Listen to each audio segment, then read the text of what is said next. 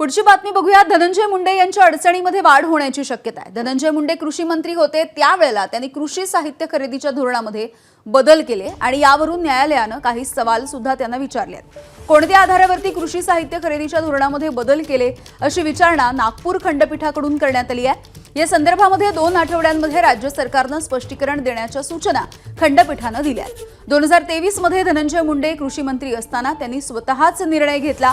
2016 पासून सुरू असलेली डीबीटीची योजना बंद केली। कृषी साहित्य खरेदी करून शेतकऱ्यांना देऊ असा निर्णय त्यांनी घेतला होता। राज्य सरकारने सुमारे 104 कोटी रुपयांचा निधी देखील मंजूर केला।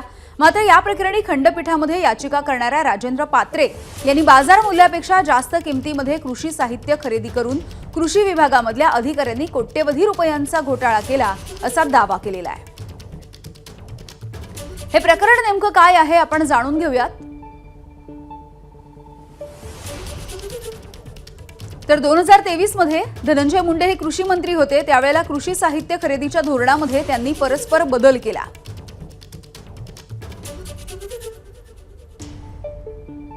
दोन 2016 पासून डीबीटी योजना सुरू होती ती त्यांनी बंद केली आणि शेतकऱ्यांना कृषी साहित्य खरेदी करून देण्याचा निर्णय त्यांनी घेतला। राज्य सरकारने 104 कोटी रुपयांचा निधी सुद्धा त्यांना मंजूर केला होता। स्प्रे पंप आणि इतर कृषी साहित्य खरेदी करून शेतकऱ्यांना आपणच पुरवू असा निर्णय त्यांनी घेतला।